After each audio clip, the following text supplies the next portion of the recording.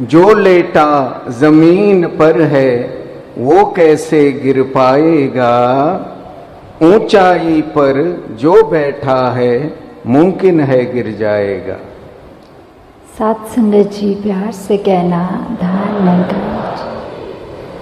सात संगत जी, एक इंग्लिश की कोट है कि those who sleep on the floor do not fall from their beds. मतलब जैसे एक अभिमानी जो इंसान है वो अपने मन में ही अपने आप को इतना ऊंचा समझ बैठा है कि वो उसको अपनी तो कोई बुराई नज़र नहीं आती और दूसरों की कोई अच्छाई नज़र नहीं आती। ऐसे जब उस इंसान का मन का भाव है तो वो निश्चित ही एक इतनी ईगो धारण कर बैठा है कि अब वो उस तल से जब नीचे की ओर अगर गिरे तो निश्चित ही उसको चोट पहुंचेगी। जैसे कि जो शब्द भी है इंग्लिश में ईगो, उसकी स्पेलिंग EGO है। अगर ई हटा दें तो सिर्फ गो बनता है, बचता है। मतलब जैसे कि एक ईगो को लेट गो करें अगर हम, तो ही हम वो निम्र भाव अपनी ज़िंदगी में उतार सकते हैं। वैसे ही अगर कोई भी हमें मन में आ रहा है कि हमने बहुत अपनी कोई ऐसी पदवी हासिल कर ली है या कोई संसारिक रूप में हमें उपलब्धि मिल गई है, उससे हम ऊंचे अगर अपने मन में अपने आप को मान लें और ये ना माने कि सब जो है वो कृपा से ही मिला है, तो ये ज़्यादा दूर तक हमको नहीं लेके जा सकता। आगे जी। वो कैसे गिर सकता है जो नम्रता अपनाएगा, निश्चित है उसका गिरना जो खुद को बड़ा बताएगा। सात संगत जी, जैसे एक बचपन में कहानी सुनी थी कि जो घास होती है वो बहुत ही नीचे नम्र भाव में रहती है और जो पेड़ होते हैं वो ऊंचे होते हैं, स्टिफ होते हैं, टॉल होते हैं। जब आंधी आती है, वो समय आता है जब एकदम पता लग जाए कि कौन कैसा है, उस समय तो वो बड़े ऊंचे पेड़ तो गिर के टूट जाते हैं और जो घास होती है वो बिल्कुल अपने जगह पर ही रह जाती है। वैसे ही जो हमारे अगर मन में अगर ये नम्र भाव है तो हमें वो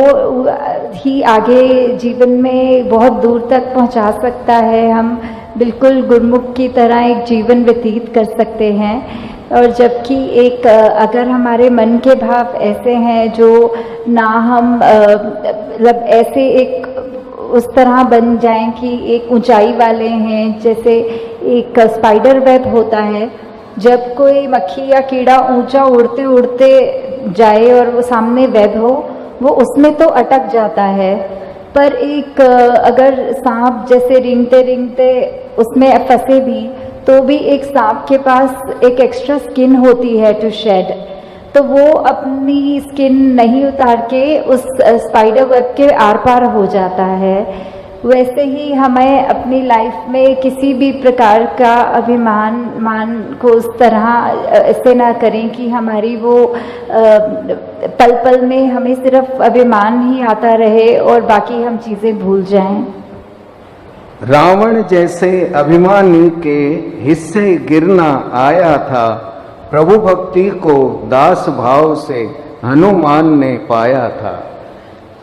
सत्संग जी, जैसे हम बचपन से ही ये पुराने उदाहरण पढ़ते आ रहे हैं, चाहे वो रावण का भाव हो, हिरण्यकश्यप का भाव हो, ऐसे काफ़ी सब ईगोइस्टिक सिंबॉलिकली जो आता है। और दूसरी ओर हनुमान जी जैसे उदाहरण जो बहुत ही दास भाव में होते हैं, वो उदाहरणों से जैसे कि वही डिपिक्ट होता है कि एक अगर वज़न है, हम उसको पानी में अगर फेंकते हैं तो वो वेट नीचे चला जाता है, और जबकि एक हल्की चीज़ जैसे थोड़ी लक्कड़ का तिनका या फिर कोई स्पॉन्ज ऐसी चीज़ हो, वो हमेशा पानी के ऊपर ऊपर ही तैर जाती है। मतलब रावण को तो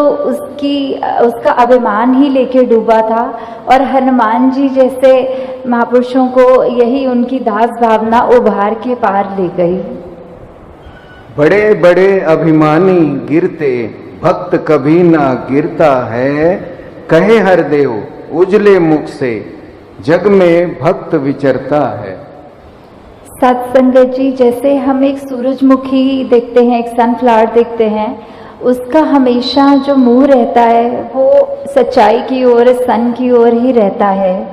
उसी प्रकार जैसे एक भक्त का जीवन भी उसी भक्ति की भावना में होते हुए विचरित होता है, और ना कि कोई दूसरी चीज़ की ओर भी उसका कभी ध्यान जाता है। सत्संगत जी, आप जिस तरह एक इंसान होता है वो अब उसका अगर ईगो का ही उसका भाव है तो उस समय उसका मुंह ही उसका उस तरह तो सबसे अच्छा दोस्त भी बनेगा, क्योंकि through the mouth the words still live on, और वही वर्ड्स बाद में एक्शंस भी बनते हैं। तो वही अगर हमारा ईगो की तरह ध्यान है या हमारा एक दिमाग ईगोइस्टिक हुआ है, वैसे ही हमारे विचार बनते बनते हमारे शब्दों में भी वही ईगो आ जाएगा, और हमारे धीरे धीरे कर्मों में भी ऐसी ज़िंदगी बन जाएगी जो बिल्कुल और किसी को पसंद नहीं आएगी, और हम सिर्फ अपनी ही इस ख्याली दुनिया में अपने आप को ऊंचा मानते हुए जीवन व्यतीत करेंगे। ये तो हरगिज़ भक्तों की ऐसी जीवन नहीं होती। भक्त हमेशा ही अपने गुरु को समर्पित होते हुए अपने ज़िंदगी का एक एक पल जीता है। निरंकार सब पे कृपा करे कि सबकी ज़िंदगी में एक अच्छे सद्गुण गुरमुख वाले एकदम भाव रहें, और दूसरी कोई भी माया रूपी जो भी कष्ट कठिनाइयाँ या फिर कुछ भी ऐसा जीवन में आए तो वो छू कर भी ना जा पाए उस भक्त को। सत्संगत जी, प्यार से कहना धन्यवाद। ये जो जीवन में एक अपने किरदार को बना के दे रहे हैं, तो दातार कृपा करे कि ये सेवा का जज्बा भी हर एक में बढ़ता चला जाए, और साथ ही सुमिरन और सत्संग को भी ये इम्पोर्टेंस लगातार देते रहें निरंकार का आसरा लेके। तो जहाँ समय की अपनी सीमा है, दासी बहुत ही जल्दी अपनी ये बात ख़त्म करते हुए कि एक दो साझा करने का ध्यान था कि कैसे अगर सदगुरु के रूप में, तो जहाँ बाबा हरदेव सिंह जी हम सबके साथ उस तरह अपना सिखलाई को शेयर करते थे,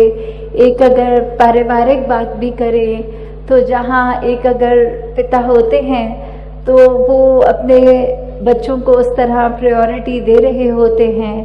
पर यहाँ दासी इतनी लकी थी कि पिता ने हमेशा सत्संग को बच्चों से भी ऊपर का दर्जा दिया है।